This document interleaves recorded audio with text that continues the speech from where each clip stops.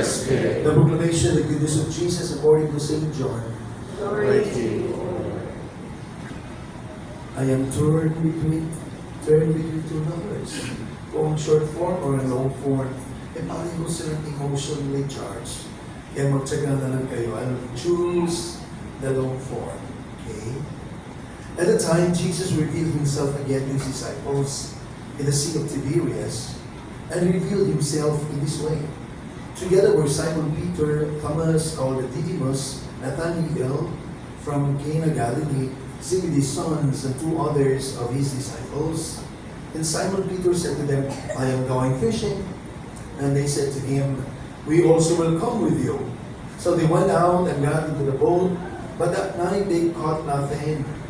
When it was already dawn, Jesus was standing on the shore, but none of the disciples realized it was Jesus. And Jesus said to them, children, have you caught anything to eat? And they answered him, no. So he said to them, cast the net over the right side of the boat, and you will find something. So they cast it, and were not able to pull it in because of the number of fish. So the disciples whom Jesus loved said to Peter, it's the Lord. And Simon Peter heard that it was the Lord. He tucked his garment, for he was lightly clad, and jumped into the sea. The other disciples came in the boat, for they were not far from the shore, only about 100 yards, dragging the net with fish. When they climbed out on shore, they saw charcoal fire with fish on it and bread.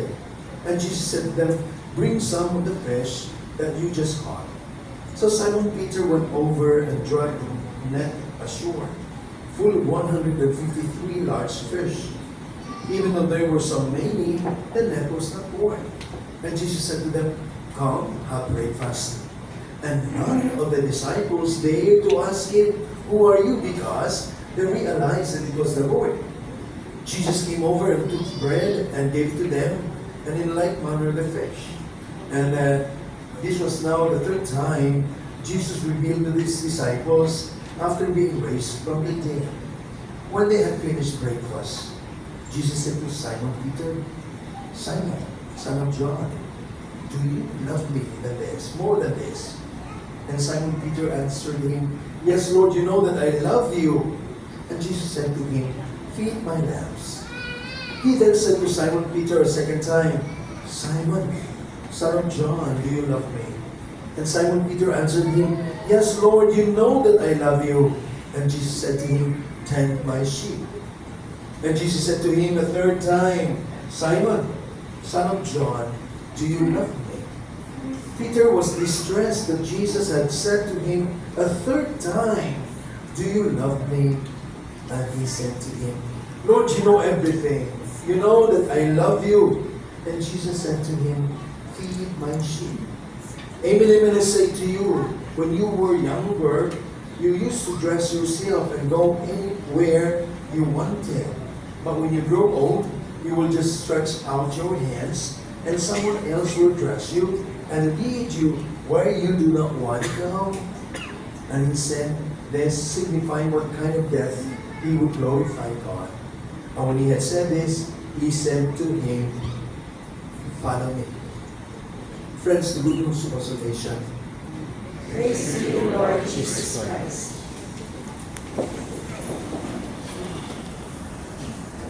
Sabi ko, very emotionally charged ito. Dahil na ang repeat of the call of the first disciples to follow Him. Una sila nagkita in Galilee by the sea. They were mending their nets, and Jesus told them, follow me, and they followed. And then after the event of the Good Friday, they were gone. Wala na. And then nagpakita ang Panginoon. Ang mas malungkot pa, the first two appearances of Jesus, sinabi niya, Shalom. Ano ang Shalom? Sabi nga, peace be with you. But you know, the real meaning of Shalom is, I forgive you, I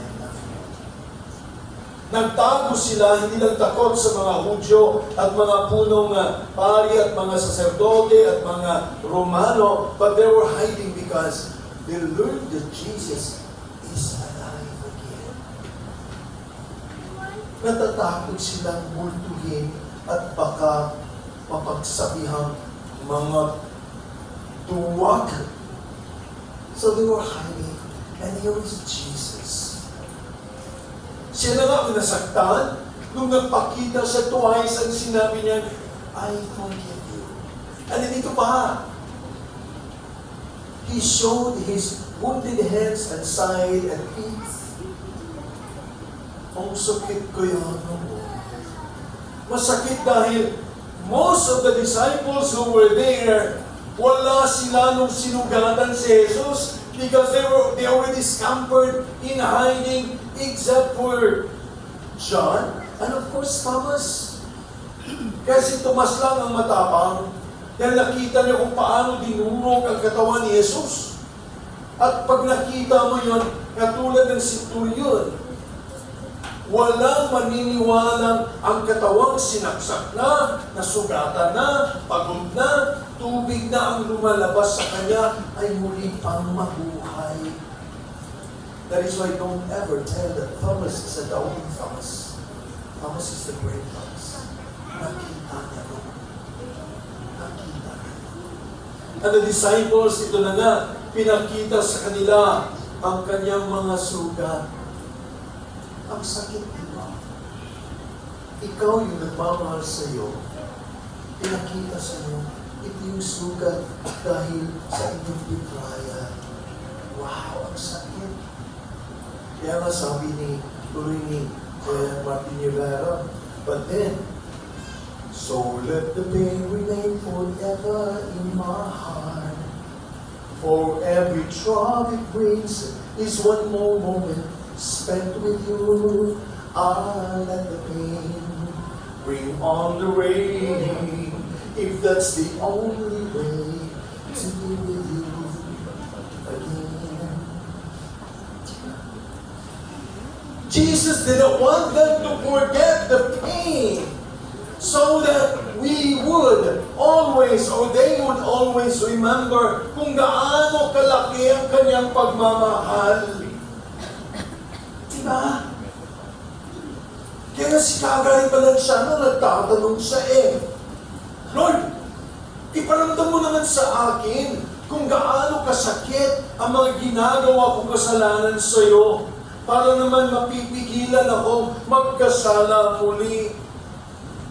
Just what? It isn't me. Sometimes I just don't know what gives me your love. Why you never let me go?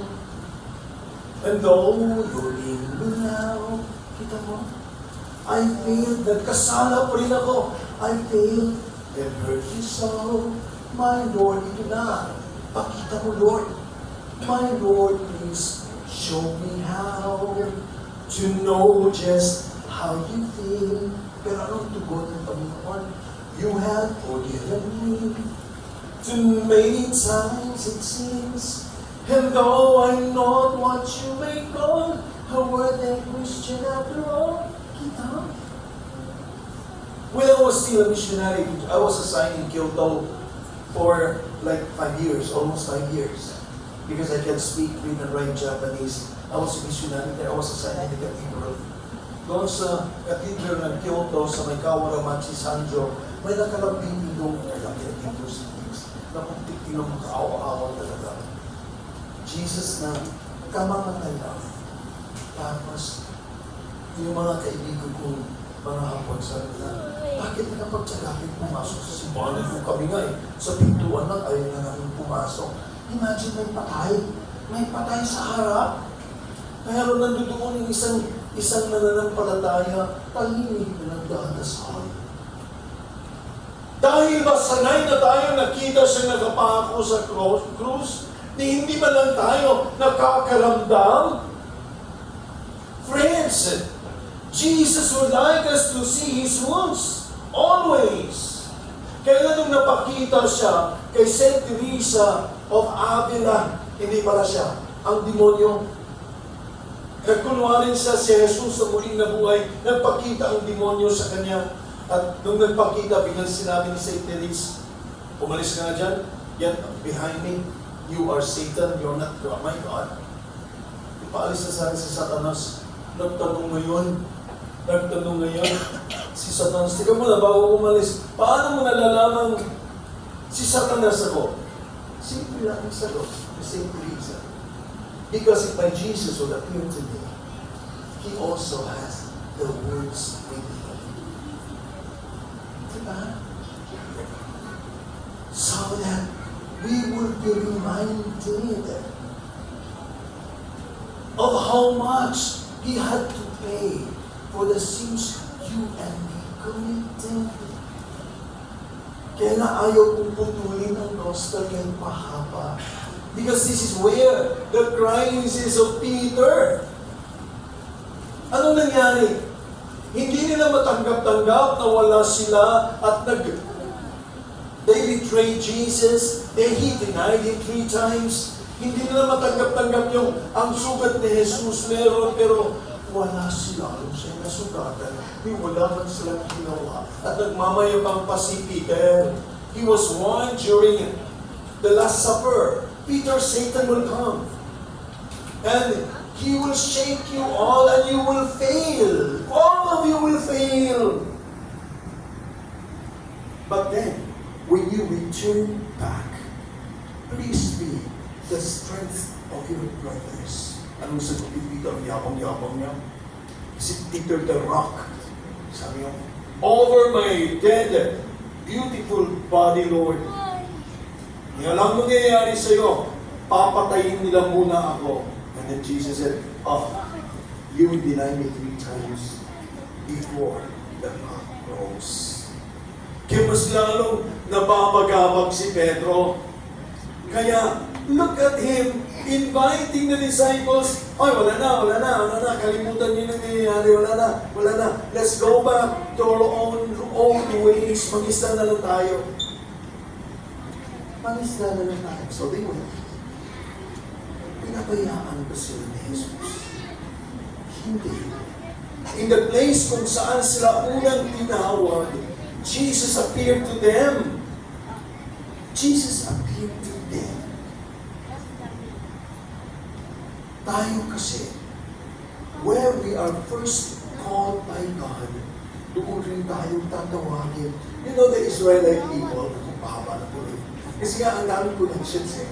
The Israelite people, kagatapos rin nilang lumabas from Egypt, pinalapit sila kaagad ng Panginoon to the land of milk and honey, to Canaan. Ito na yung lugar nyo. Puntahan nyo na, pumasok na kayo.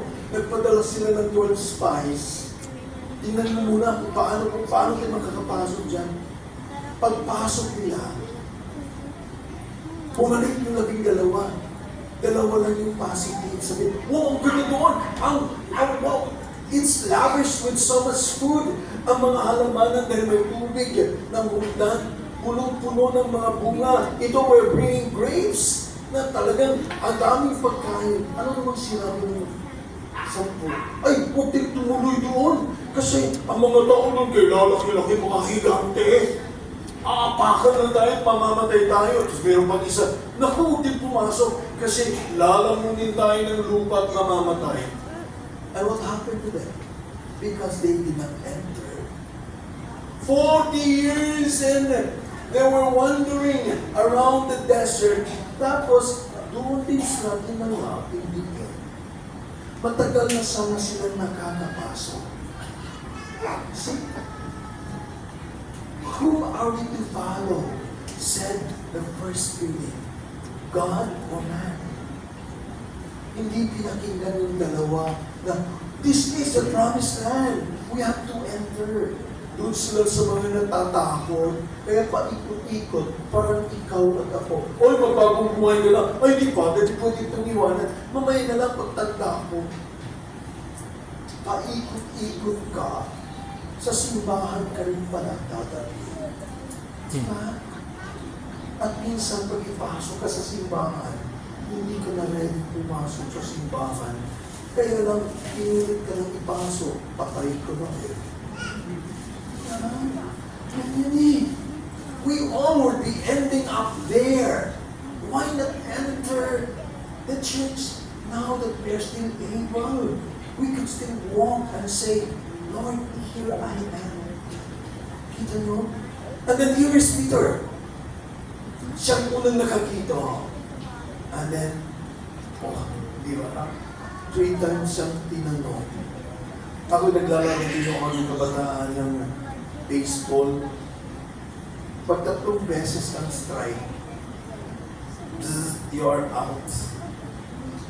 Peter, 3 beses, he denied the Lord 3 times, out na siya. Out na siya. But did God gave up on Peter and the disciples? Hindi. Siya pa yung sumusunod sa kanila o sa atin. Friends, that is the fidelity of God. That even if we have sinned this much, He will always be there dahil ikaw at ako ay mahalaga sa Kanya. God could have called another St. Paul, pareho kay St. Paul, mga bagong sumusunod sa Kanya na hindi siya pagtataksilan. Pero binalikan niya ang mga salawahang apostles to tell you and me na ikaw at ako lagi nang pinapay. That in moments of difficulties, at ang iniisip ko, wala akong pag-asa kasi talagang makasalanan ako. Here is Jesus telling you and me, bakit kaya kaagad sumusuko sa kunting hirap lang at kunting pagsubok lamang? Bakit kaya nasaan ang iyong tapang naduduwag, nawawala ng pag-asa? Tapos sabihin mo pa, wala namang pakialam yan siya eh. Walang pakialam eh. Pero kunwari yun yun. Kunwari mo walang pakialam dahil ang laki ng kasalanan mo, gusto natin magtago. At iniisip mo bang natutulog ba? Hindi siya natutulog. Natutulog ba ang Diyos? Natutulog ba? Sikapin mo, pilitin mo, tibayan ang iyong puso. Tanging ikaw ang huhubog sa iyong bukas. Huwag mo sanang akalain. Natutulog ba ang Diyos? Ang buhay mo, hindi. Ang buhay mo. Kaya ka pinapalik-balikan ng Panginoon dahil ang buhay mo ay merong halaga sa Kanya. Diba? Pag ikaw ay tinawag ng Panginoon, susundan ka niya hanggang sa kinaduluduluan ng buhay. Kaya po, friends, as Jesus followed the disciples who betrayed Him, likewise, He keeps on following you and me. Huwag mong sabihin, sino ba naman ako? Di ako kailangan ng simbahan, di ako kailangan ng Panginoon. Friends, isipin mo, mahalaga ka sa Kanya. Amen. Let us all stand and confess our faith.